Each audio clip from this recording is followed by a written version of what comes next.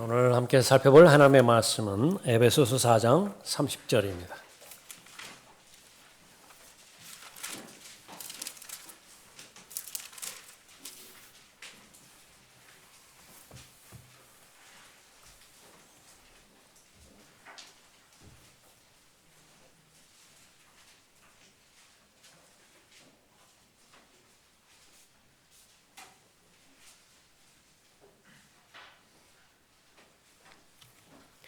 에베소서 4장 30절부터 32절까지 받들어 읽겠습니다.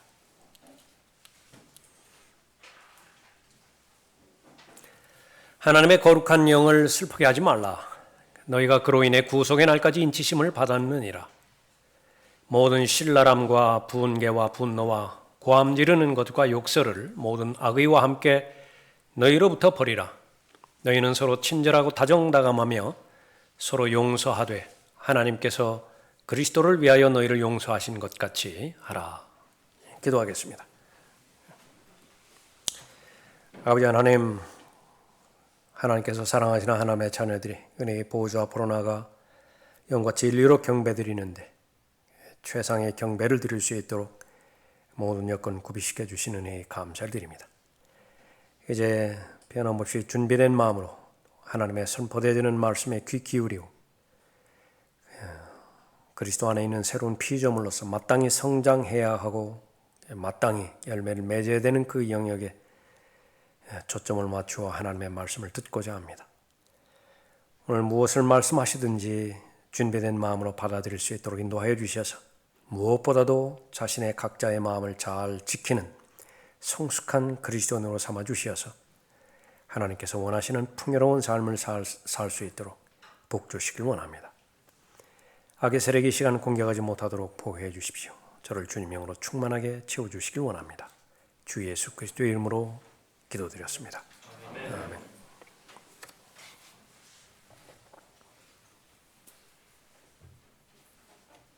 성령을 슬프게 하는 것들 세 번째로 이렇게 보겠는데요. 오늘은 용서의 실패입니다.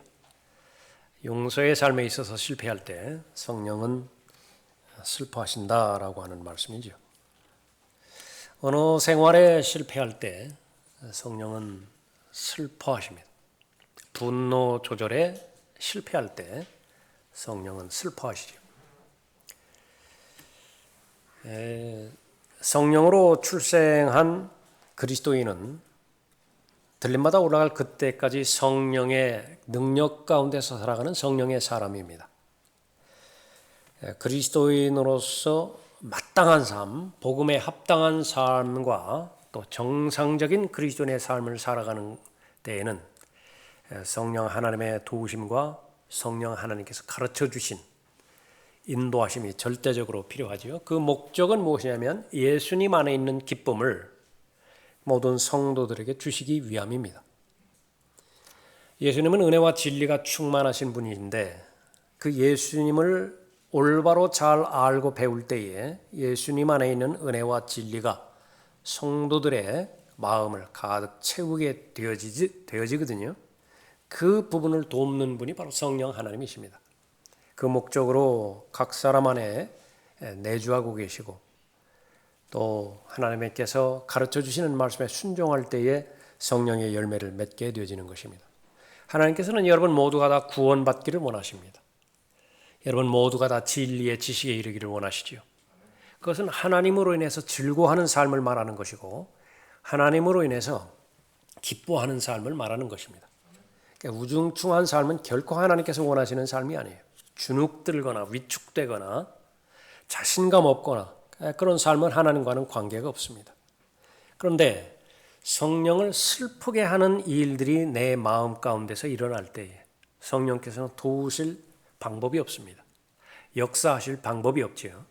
그러면 어쩔 수 없이 나의 능력으로 살아가게 되는데 경험적으로 볼 때 나의 능력이 어떠한 영향을 가지고 있는 것인지 내가 잘 알고 있지요. 바람직스럽지 않습니다. 결코 정상적인 삶을 살지 못하는 것이에요. 그렇기 때문에 성경에서 강조하기를 성령으로 충만하기를 바라는 것입니다. 또 성령을 슬프게 하지 않기를 바라는 것이에요. 이제까지 살펴본 부분이 언어 생활이라든지 분노를 조절하는 부분이 성도의 바깥에 초점을 맞춘 부분이라고 한다면, 오늘은 다분히 성도의 마음 가운데서 일어나는 일들을 조명하고 있습니다. 하나님께서는 성도의 마음 안에서 일어나는 일들에 관심을 가지고 계시는 분이죠. 마음의 상태가 그 사람의 진정한 상태이기 때문에 그런 것입니다. 오늘 본문 말씀을 통해서 하나님께서 이 용서라고 하는 그 부분에 대해서 말씀해 주실 때, 가르쳐 주실 때 우리가 잘 배우고 또 우리의 마음 가운데 잘 간직함으로 인해서 성령을 어떤 형태로든지 슬프게 하는 일들이 없어야 될 것입니다. 자, 용서에 실패할 때 성령 하나님은 슬퍼하십니다. 첫 번째로 우리가 알아야 되는 것은 성령을 슬프게 하지 않기 위해서는 쓴 뿌리를 제거해야 됩니다. 쓴 뿌리를 제거해야 됩니다. 30절 보십시오. 하나님의 거룩한 영을 슬프게 하지 말라. 너희가 그로 인해 구속의 날까지 인치심을 받았느니라. 모든 신랄함과 분개와 분노와 고함 지르는 것과 욕설을 모든 악의와 함께 너희로부터 버리라. 신랄함이라고 그렇게 나와 있죠. 이것은 아주 쓴 뿌리에 해당되는 쓴 맛입니다. bitterness. 아주 써요. 히브리서 12장 15절에서 이 부분을 병행해서 말씀하시는데, 열심히 돌아보아 하나님의 은혜에 미치지 못하는 자가 없도록 하고, 또 쓴 뿌리가 나와서 같은 말입니다. bitterness. 쓴 뿌리가 나와서 너희를 괴롭게 하거나 혹 그것 때문에 많은 사람이 더럽혀지지 않도록 하며 말씀하고 있죠. 하나님의 은혜를 정면으로 가로막는 것이 무엇이냐? 쓴뿌리라는 것이에요. 이 쓴뿌리를 해결하기 위해서는 자연스럽게 해결되는 것이 아니라 열심히 돌아보아야 된다, 그렇게 말씀하십니다. 열심히 돌아보아 하나님의 은혜에 미치지 못하는 자가 없도록 하라. 마음의 중심입니다. 마음을 열심히 살펴서 쓴뿌리가 하나님의 은혜를 방해하지 못하도록 유의하라 말하고 있습니다. 쓴뿌리는 믿음을 파괴시킵니다. 믿음이라고 하는 것은 하나님과 나와의 관계지요. 믿음이라고 하는 것은 사람과 사람과의 관계입니다. 하나님께서는 이 관계보다 더 중요하게 여기시는 대상도 없습니다. 관계에서 실패할 때 성령은 슬퍼하십니다. 하나님께서 말씀하신 관계의 성격들이 있죠. 분리하라 그러면 분리해야 되는 것이고요. 합하라 그러면 합해야 되는 것이, 그 부분에 실패하게 될 때에 성령께서는 슬퍼하게 되는 것입니다. 하나님과의 올바른 관계를 맺지 못하도록 방해하는 것, 이것은 사도행전 8장 21절 이후에서는 악독이라 그렇게 말합니다. 똑같은 말이에요. 하나님을 대적하고 또 이 회개해야 될 필요가 있음에도 불구하고 회개의 필요성을 느끼지 못하는 사람, 그 사람은 악독에 젖어 있다, 그렇게 말씀하고 있는 것입니다. 이 신랄함, 쓴뿌리라고 하는 이 부분, 누군가를 미워하는 것이지요. 이것이 자라면 복수하고 싶은 마음입니다. 복수할 때 복수하고 싶으면 그런 대로 마음이 풀리기라도 해요. 그런데 복수할 힘이 없어요. 상대방이 강하기 때문에 그렇습니다.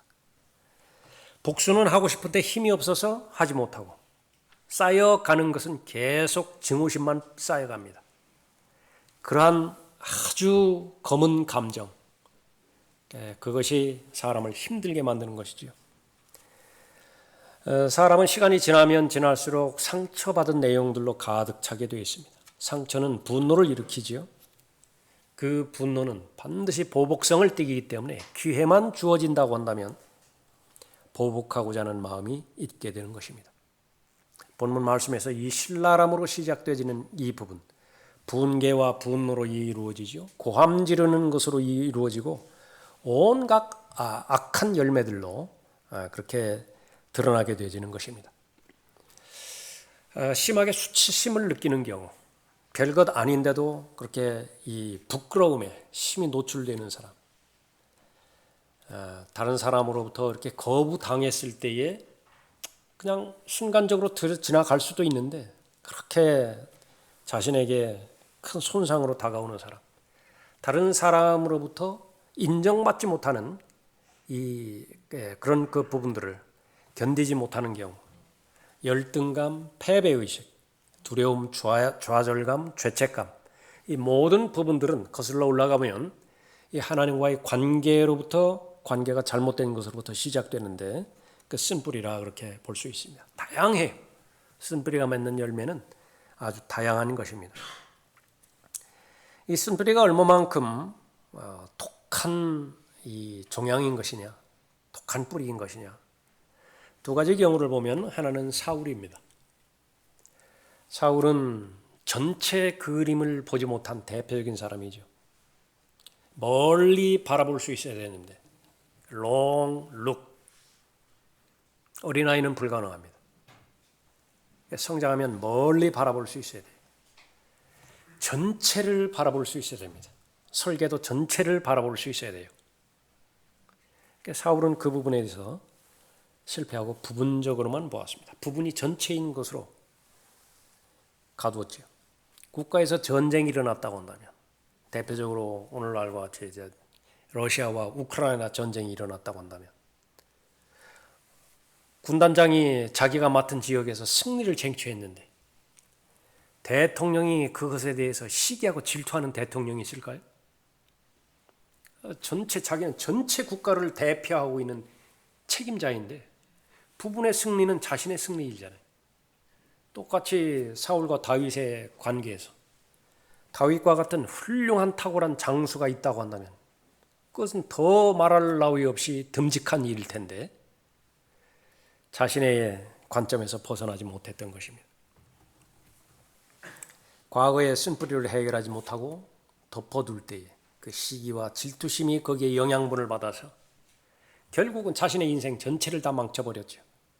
자신의 국가를 다 망쳐버렸어요. 그만큼 무서운 것입니다. 아히도펠이라고 하는 사람은 다윗의 친구요 작전 참모였습니다. 친구요 작전 참모였다고요. 다윗의 아들 압살롬이 아버지를 거슬러서 반역을 일으켰을 때에 예상치 못하게 그 반역에 다윗의 친구가 가담을 합니다. 전세가 역전돼서 다윗의 승리가 분명해졌을 때에 이 아히도펠의 운명은 자기 집으로 가서 가산 정리하고 자살해버립니다. 무엇 때문에 그렇게 된 것인가? 다윗에 대해서 어떤 쓴뿌리를 가졌어요. 성경의 역사를 살펴봤을 때에 아히도펠의 아들이 있었는데 그 아들은 엘리암이라고 하는 아들이었습니다. 그 아들에게 딸이 있는데 딸이 밧세바예요. 다윗이 사람을 시켜서 그 밧세바가 누구인지를 알아보라고 했을 때 성경에 기록된 내용입니다. 이 여인은 엘리암의 딸이요 히딘 우리아의 아내 밧세바가 아니니까. 분명히 그 신분에 대해서 밝혀주었음에도 불구하고 이 다윗이 범죄함으로 인해서 아히도펠의 손녀를 밧세바를 강탈해서 간음해버린 거예요. 아히도펠은 그 과거의 그 원한을 잊지 않았습니다. 다윗을 용서할 수 없었어요. 보복해야 되는데 보복할 힘이 없으니까 그냥 참고 지낸 거예요. 그러다가 한 계기가 돌출이 됐습니다. 압살롬이 반역을 일으켰어요. 자신이 판단할 때에 그 반역은 성공으로 이루어질 것 같습니다. 아히도펠의 분개한 마음, 쓴뿌리로 자랐고 자신의 친구였던 다윗, 참모로 그렇게 섬겼던 다윗을 공격하게 이르렀죠. 그 끝은 자살이었습니다. 원인 제공은 분명하게 다윗이 했어요. 그러나 책임은 본인이 져야 됩니다. 쓴뿌리예요. 분개와 분노로 이어지죠. 처음에는 짜증이 납니다. 짜증이라고 하는 것은 정신적인 감정적인 평형 상태를 잃어버리는 것이 처음에 시작인데요. 그 환경만 되면 짜증이 날 수 있고 그 사람만 보면 짜증이 날 수도 있습니다. 점검해야 될 그런 시기입니다. 분개가 일어나죠. 더 나아가서 보복해야 되겠다라고 하는 강한 느낌이 드는 단계인 것입니다. 보복할 기회를 찾는 부분이고요. 그런 힘을 비축하는 그런 단계입니다. 고함을 지르죠. 통제를 잃어버린 화가 난 사람을 말하는 것입니다. 그 화가 커져서 분노 가운데 고함을 지르고요. 아주 과격한 몸짓으로 표현하게 되어지는 것이죠. 목소리가 높아집니다. 몸짓이 거칠어지게 되어지는 것인데 그때에 거의 불가능하지만 그렇게 하는 사람이 인식해야만 되는 것은 나는 성령의 통제 밖에 있다. 나는 성령의 통제를 잃어버렸다.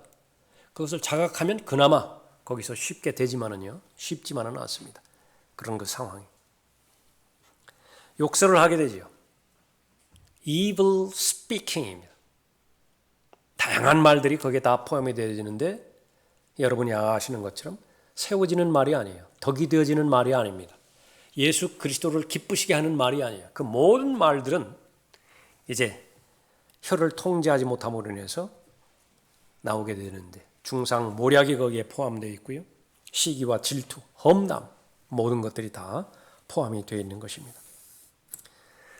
악한 말을 하게 될 때는 마귀가 해야 되는 일을 내가 자청해서 하는 일이에요. 성령께서 하시는 일, 하고자 하는 일들을 우리가 해드려야 됨에도 불구하고 그것은 하지 못할 망정 마귀가 나를 도구로 해서 해야 하는 일들, 그거를 내가 스스로 하고 있다는 것이죠. 쓴뿌리입니다. 분개와 분노로 이루어지고 고함 지른 것으로 이어지고 그 다음에는 온갖 악한 말들을 행하는 욕설에 해당되어지는 험담을 또 중상모략을 하게 되는 것입니다. 이 쓴뿌리를 방치하면 어떻게 되는 것입니까? 아파요. 시름시름 앓다가 죽게 됩니다. 근데 그렇게 심각하게 받아들여지지 않아요. 의사가 강조하는 고혈압만큼이나요. 이 고혈압에 해당되는 사람 그렇게 신중하게 받아들이지 않는다고 합니다. 하나님께서는 이 쓴뿌리가 얼마만큼 위험한 것인지 침투하지 못하는 영역이 없다고 말씀하십니다. 우선적으로 육체적으로 정신적으로 병들게 만듭니다. 사람들은 그것을 표현을 달리해서 스트레스 관리라고 하는 말로 사람들에게 많이 말하고 또 배우려고 하고 관리하려고 하죠. 근데 그 근원은 쓴뿌리예요. 사람들과의 관계 가운데서 뒤틀어져 있기 때문에 되는 거죠. 기쁨을 빼앗아가는 첫 번째 도둑이기도 합니다. 마귀는 도둑이에요. 도둑질하고 죽이며 멸망시키려고 오는 것이 도둑인데 제일 첫 번째 노리는 것은 기쁨을 노립니다. 성도의 확신을 빼앗아가는 것이에요. 그 결과는 가슴이 냉랭해집니다.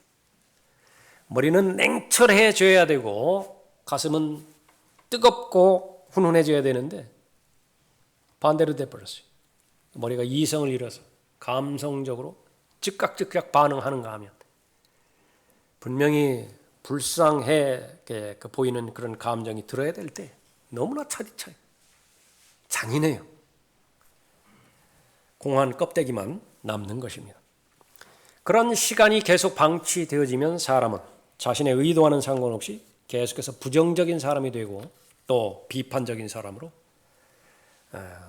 변해가게 되어지는 것입니다. 다른 사람이 가까이 하질 않아요.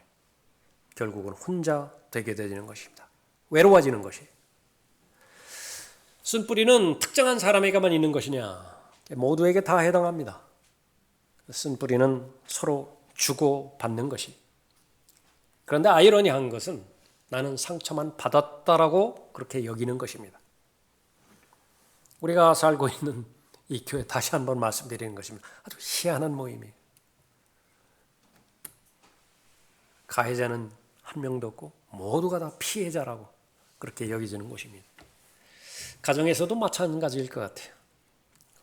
상처를 서로 주고받는데 일방적으로 나는 피해자라고 그렇게 보는 것입니다. 이 받은 상처는 반드시 올바로 치유를 받아야 됩니다. 하나님의 은혜에 의해서, 하나님의 진리의 말씀의 교리에 의해서 바로 잡혀져야 되고 또 연단되어져야 되는 것인데, 여기에서 이제 방치되어질 때에 하나님으로부터 쓰임받지 못해요. 쓴뿌리는 생각에만 머물러 있는 것이 아니라 그 사람의 말을 지배하고 그 사람의 행동을 다 지배해 버립니다. 생각과 말, 행동, 인생이죠. 인생을 파탄내 버리는 것입니다. 히브리서 15절에 있는 것처럼 하나님의 은혜에 이르지 못하게 만들어 버려요.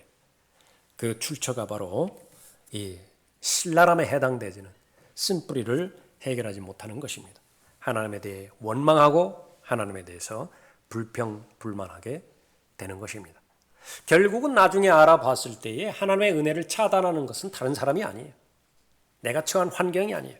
내 스스로가 하나님의 은혜를 차단하게 되어지는 것입니다. 성령은 슬퍼하십니다. 분명히 쓴뿌리가 존재하고 있고 그 쓴뿌리가 시간의 흐름에 따라서 계속 내려가고 있음에도 불구하고 그것을 계속해서 방치하고 하나님의 말씀 무시하고 하나님의 치유책이 분명하게 제시되었음에도 불구하고 그것을 방조할 때에 성령은 슬퍼하게 되시는 것입니다. 용서에 실패할 때 성령은 슬퍼하시죠. 두 번째로 성령의 능력으로 쓴뿌리를 해결하고 용서할 수 있어야 됩니다. 32절 보십시오. 너희는 서로 친절하고 다정다감하며 서로 용서하되 하나님께서 그리스도를 위하여 너희를 용서하신 것 같이 하라. 용서하기 위해서는 그 근원이 되어지는 쓴뿌리를 제거해야 되는 것입니다. 병도 마찬가지지만은요, 쓴뿌리도 원인을 발견해야 됩니다. 근원적인 원인을 발견하지 못하면 계속 재발되게 돼 있어요. 반복되게 돼 있는 것입니다. 이 부분이 엄청난 노력이 요구되어지는 부분이고 마음의 집중이 요구되어지는 부분이기 때문에 그냥 방치하기를 원해요.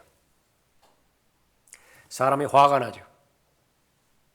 내가 알아요. 이성적으로는 화를 통제해야 되고 이 상황에서 나 자신을 부인하고 성령 하나님께 나 자신을 맡겨야 되는 것인데요. 그러나 그 분노를 폭발했을 때의 카타르시스를 내가 경험했거든요. 그것을 잊지 못해서 터뜨려버리는 것입니다. 쓴뿌리, 제거하지 못하고 그냥 두기를 원하는 마음이 있습니다. 사람의 마음 가운데서. 이거 제거하면 왠지 허전할 것 같아요. 그 사람에 대해서 최소한 몇 번은 더 증오를 해야 마음이 시원할 것 같아요. 거기서부터 해결할 수 있어야 되는 것입니다. 내 마음에 쓴뿌리가 내렸다고 한다면 건드리는 것을 누구보다도 싫어합니다. 그건 건드리면 악소리 나요. 너무나 비통한 그런 대상이기 때문에 그렇습니다. 그렇다 하더라도 아무리 아프다 하더라도 그 원인을 찾아내야 됩니다. 힘들다 하더라도 찾아내서 제거할 수 있어야 되죠. 서운한 감정부터 시작되어집니다. 다른 사람의 관계 가운데서 쓴뿌리의 시작은 서운한 감정으로부터 시작되는 것입니다. 자기 자신에 대해서 자존심이 또 자존감이 그렇게 약할 경우에요. 타인에 대한 인정에 약해질 수밖에 없습니다. 모든 사람이 다 여기에 해당되어지죠. 타인을 의존하는 의존성이 강하면 강할수록 서운함을 더 많이 느끼게 됩니다. 이 부분으로 빨리 자유로워져서 하나님과의 나와의 관계가 더 강건해져야 돼요. 그렇게 되지면 다른 사람의 평판, 다른 사람의 인정에 대해서 나는 자유롭게 되어질 수 있는 것입니다. 사람들이 서운하게 느끼는 것은 내가 마음을 그 사람에게 많이 주었죠.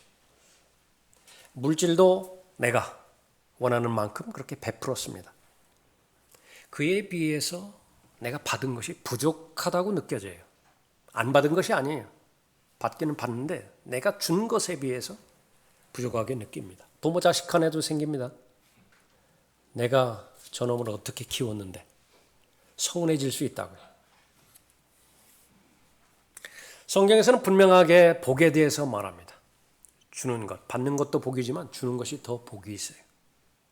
우리가 성장함에 따라서 나는 내가 왜 여기에 있는 것이냐 자신을 다시 한번 정립합니다. 나는 주기 위해서 있는 존재이다. 내가 있어야 주죠. 내가 주기 위한 모든 것은 하나님께서 주실 거예요. 가장 편하게 사는 방법 가운데 하나입니다. 가장 스트레스 덜 받는 방법이에요. 나는 주기 위해서 이 자리에 있는 사람이다. 왜냐하면 하나님께서 나에게 종이라고 불러주세요. 종이래요, 나보고. 종이 식탁 그렇게 잘 차리고서 주인으로부터 인정받을 목적으로 그렇게 식탁 차리는 거 아니거든요. 식탁 차렸다고 해서 내가 먼저 먹을 권한도 없어요. 그렇다고 해서 서운한 감정을 갖는 것이 종이 아닌 것입니다. 그러나 하나님께서 맡겨주신 것을 모두 관리하고 하나님의 방법과 목적대로 쓰는 청직이에요.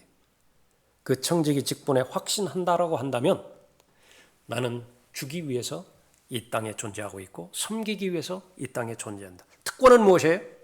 받는 것보다 훨씬 더 큰 복을 하나님께서 약속해 주셨죠. 그것이 우리 지금까지 우리 살아오는 동안에 우리가 보는 경험인 것입니다. 데일 카네기라는 사람이 자신이 글을 쓰다가 예수님을 인용해서 그런 글을 썼습니다. 예수님이 10명의 문둥병자를 치유시켜 주셨는데 한 명으로부터만 감사를 받았대. 내가 누구이길래 예수님보다 더 나은 대우를 받아야 되는 것인가? 새겨볼 만한 그런 내용입니다. 예수님은 우리의 선생님이시죠. 선생님이 이 지상에 사시는 동안에 대우받았던 세상으로부터 사람들로부터 대우받았던 그 정도가 있죠. 우리는 그보다 더 좋은 대우를 받지 못하는 것입니다. 나에게 상처를 준 사람, 그 사람은 예수님의 이름으로 용서를 할 수 있어야 됩니다. 32절 다시 보십시오. 너희는 서로 친절하고 다정다감하며 서로 용서하되 하나님께서 그리스도를 위하여 너희를 용서하신 것 같이 하라. 용서하는 것은 불가능하다. 성경의 결론입니다. 사람의 능력으로 용서한다라고 하는 것은 불가능하다. 그래도 용서했는데요. 뒤끝 남아있어요. 내가 모를 뿐입니다. 정의감이 뛰어난 사람일수록 용서하기 힘들어요. 인생에 있어서 성공의 계속적인 성공만 이루어온 사람일수록 용서하기가 힘듭니다. 다른 사람의 실수를 이해가 잘 안 돼요. 자신에 대해서 자신감이 있는 사람일수록 다른 사람에 대해서 용서하기가 쉽지 않습니다. 오전에도 살펴봤지만 용서는 누가 할 수 있는 것이냐? 용서받은 사람만 해요. 내가 다른 사람 용서할 수 없다는 것은 내가 용서를 받지 못했다라고 하는 사실입니다. 그리스도인은 마땅히 서로 용납하고 또 용서해야 되는 사람들이죠. 그래야 관계가 유지된다고 하나님께서 말씀하십니다. 잠시 지금까지의 삶을 잘 뒤돌아보면요. 남편과 아내와의 관계가 가능했던 것은 서로 용서하고 용납했기 때문에 가능했던 것이에요. 목사와 성도 역시 마찬가지입니다. 교회 생활을 정상적으로 잘 하기 위해서 모든 성도는요, 목사를 용납할 수 있어야 됩니다. 목사가 잘못을 저질 때도 있어요. 그럴 땐 용서가 필요합니다. 그러지 못하고서는 정상적으로 교회 생활을 하지 못합니다. 성도와 성도 간에 마찬가지입니다.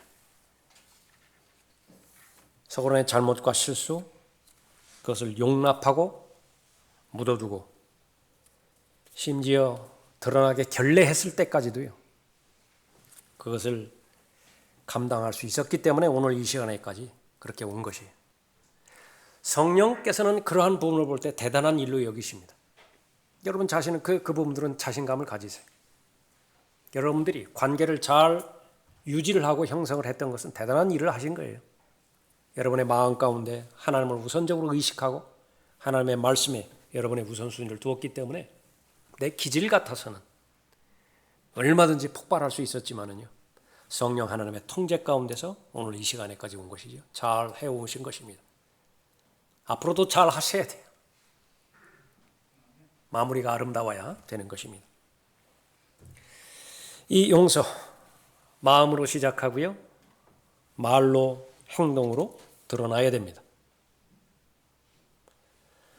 용서했다고 말을 하는데 마음에서는 여전히 용서하지 못하는 영역이 있다고 한다면 그것은 인간적인 용서일지 모르지만은 하나님의 관점에서는 용서의 열매는 맺지 않은 것입니다. 요셉, 통치자가 되었을 때에 다른 사람은 다 눈 감아줘도 마땅히 손을 봐야 되는 몇 사람은 있었어요. 그건 정의로운 면에 있어서도 그냥 건너가서는 안 되는 사람이었습니다. 아닌가요?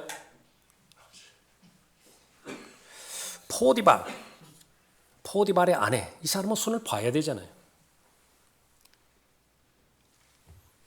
왜 그 한창 귀중했던 청년기를 그렇게 암울하게 지내야 되는 것? 자신의 형들, 아버지가 계셨을 때에는 형들의 관점대로 아버지 때문에 그렇게 용납을 했지만 지금 아버지 안 계시잖아요. 요셉이 말합니다. 두려워 마소서, 내가 하나님의 자리에 있나이까. 당신들은 나에 대하여 악을 계획했을지라도 하나님께서는 그것을 선으로 계획하시어 오늘과 같이 많은 백성을 살도록 구원하시려 하셨습니다. 창세기 50장 19절 이후의 말씀입니다. 요셉이 쓴 뿌리를 갖지 않았던 원인, 그것은 하나님을 의식했기 때문에 가능한 것이. 내게 일어나는 모든 일들은 하나님께서 반드시 계획하신 일이고 허락하신 일이기 때문에 일어났다. 내가 포디발에 대해서, 포디발의 아내에 대해서 보복하면 하나님에 대해서 보복하는 것이다. 나는 하나님께서 복수하라고 하면 나는 복수를 해요. 그러나 하나님께서 그런 말씀을 하신 적이 없어요.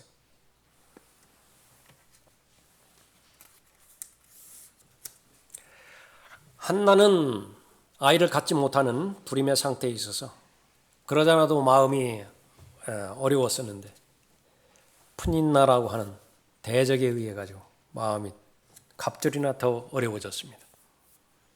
얼마든지 쓴 뿌리를 가질 만해요. 그러나 극복을 했습니다.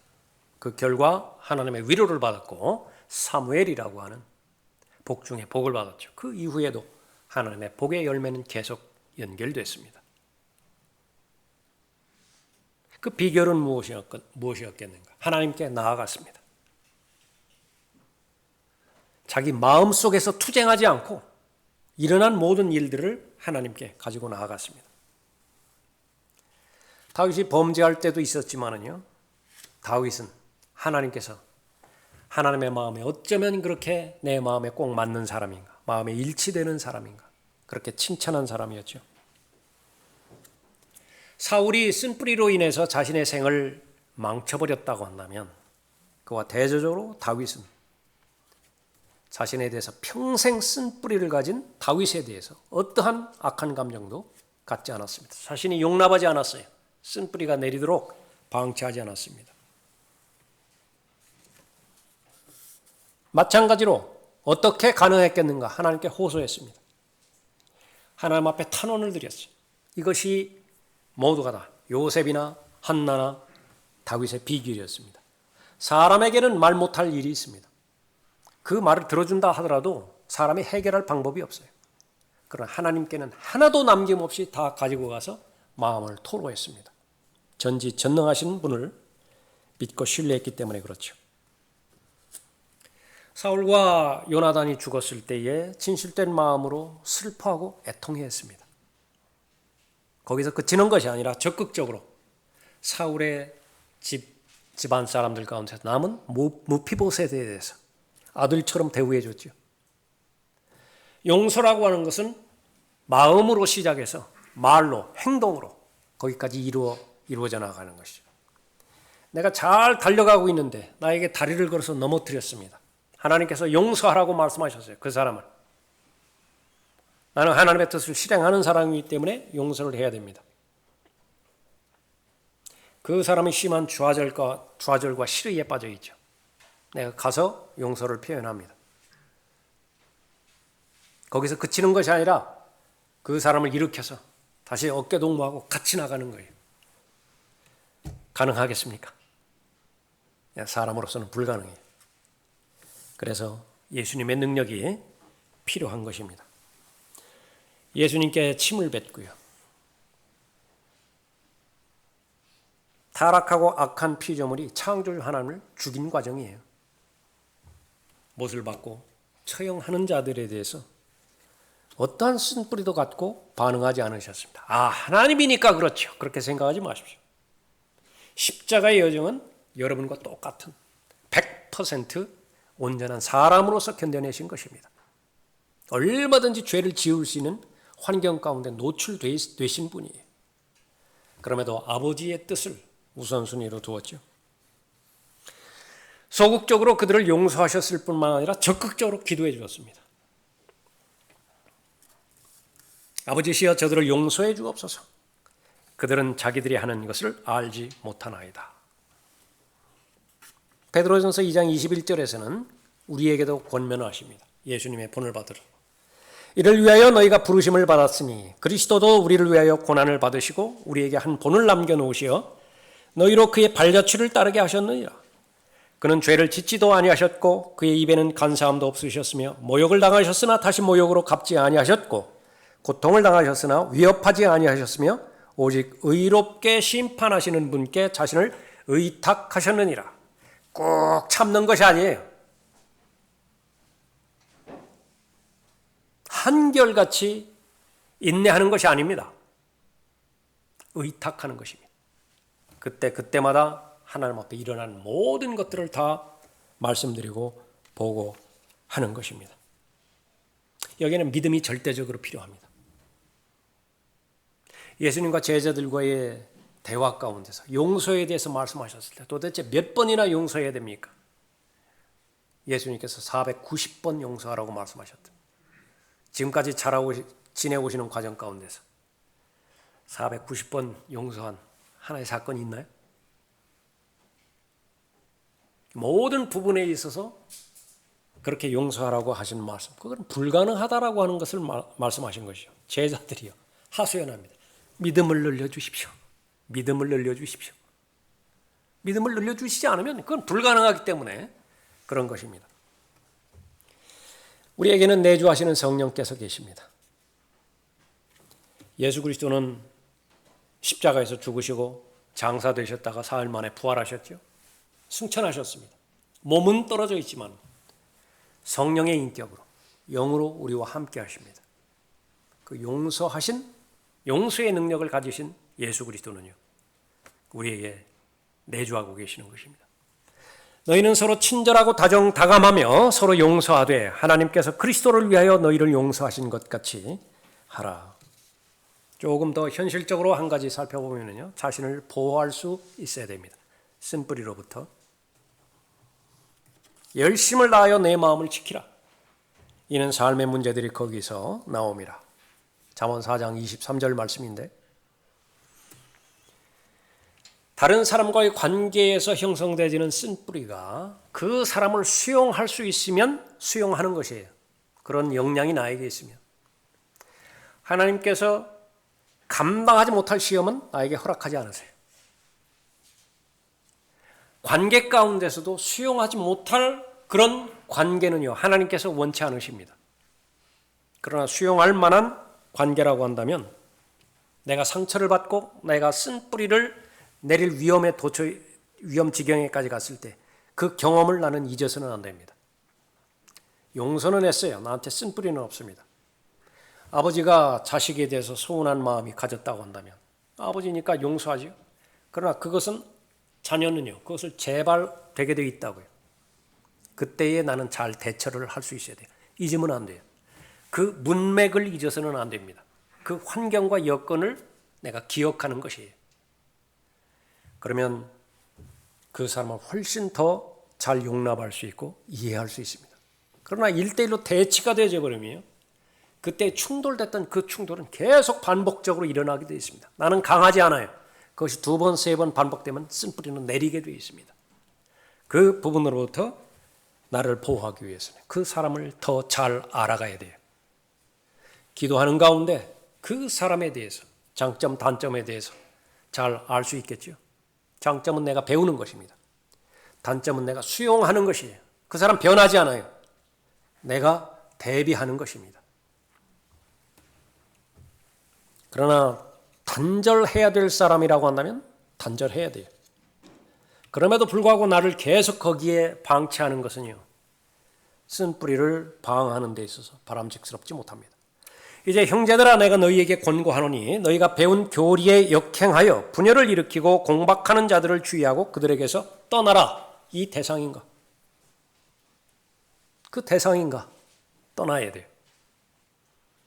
그러한 자들은 우리 주 예수 그리스도를 섬기는 것이 아니라 자기들의 배를 섬기는 것이니 정중한 말과 그럴듯한 언변으로 순진한 사람들의 마음을 미혹하느니라. 정상적인 그리스도인의 삶은 성령으로 충만한 삶을 유지하는 데 있습니다.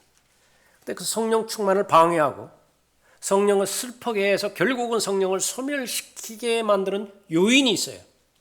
계속 나한테 반복이 되어져요. 그런데 해결될 기미가 없습니다.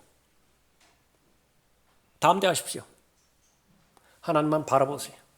단절하세요. 괜찮아요. 하나님께서 필요한 부분 채워주십니다. 너무 겁먹지 마세요. 그 관계에 대해서, 그 소속에 대해서 너무 겁먹지 마세요. 여러분의 삶을 책임져 주시는 것은 회사 사장이 아닙니다. 하나님이세요. 성령을 슬프게 하지 말라. 언어 생활에 실패하면 성령을 슬프게 합니다. 분노 조절에 실패하면 성령을 슬프게 합니다. 성령을 슬프게 하지 말라. 분명히 용서의 영역이 있습니다. 그 용서에 실패할 때 성령께서는 슬퍼하시죠. 사랑하는 자들아, 너희 스스로 복수하지 말고 진노하심에 맡겨라. 기록되었으되 원수 갚는 것은 나의 일이니 내가 갚으리라. 주가 말하노라. 내가 직접적으로 보복할 때 그것은 안 갚음으로 끝나는 것이지만은요, 내가 용서하고 모든 부분들을 하나님께 의탁했을 때 하나님께서 간섭하시겠죠. 그 결과는 윈윈이에요. 그 사람을 회복시킬 것이라고요. 하나님께서 손을 내시면 회복되어지기 때문에 그렇습니다. 왜 여러분에게 그렇게 적극적으로 다른 사람에 대해서 용납하고 용서하고 또 쓴뿌리를 갖지 말라고 말씀하시는지 아시겠죠? 나에게는 능력이 없음을 다시 한번 인정하고 예수 그리스도 이름으로 용서하는 여러분이 되시기 바랍니다. 기도하겠습니다.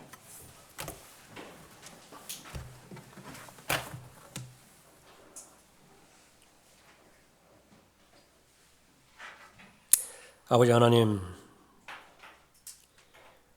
오늘도 내주하시는 성령 하나님께서 무엇을 원하시는 것인지 기록된 말씀을 통하여 저희들에게 말씀해 주셨습니다. 성령으로 거듭나고 또 성령의 열매를 맺는 것이 그리스도인의 목표라고 한다면 실행적인 과정에서 저희들은 지속적으로 성령으로 충만해져야 되며 어떠한 여건에서든지 성령을 고의적으로 슬프게 해드리지 않음으로 인해서 또 성령의 역사가 소멸되게 해서는 안 되는 것임을 주님 앞에 고백을 드립니다. 그러나 마귀는 도둑으로서 성도의 마음 가운데 이루어지는 기쁨을 도둑질해가는 것이 목적입니다. 성령을 슬프게 하는 많은 다양한 것들을 하나님의 말씀을 통해서 잘 인식할 수 있도록 인도해 주시고 자신의 마음과 주변의 삶 가운데서 그것을 잘 분별해내게 함으로 인해서 말씀의 능력으로 예수 그리스도의 보혈의 능력으로 또 성령 하나님의 능력으로 잘 해결될 수 있도록 인도해 주시길 원합니다. 어떠한 형태로든지 마음이 잘못됨으로 인해서 또 마음을 지키지 못함으로 인해서 쓴 뿌리가 자신의 마음 가운데 뿌리 내리지 못하도록 철저히 잘 보호해 주시길 원합니다. 하나님의 은혜가 없이는 저희들이 살아가는 삶은 아무 의미가 없습니다. 하나님의 은혜에 미치지 못하게 하는 대상인 이 쓴뿌리로부터 쓴뿌리를 극복하고 용서의 삶에 있어서 승리를 주님 앞에 드림으로 인해서 언제 어디서든지 성령으로 충만하게 해드리며 성령을 슬프게 해드리지 않는 성도의 성숙한 삶을 살 수 있도록 인도해 주시길 원합니다. 주 예수 그리스도 이름으로 기도드렸습니다. 아멘. 다 같이 일어나시겠습니다.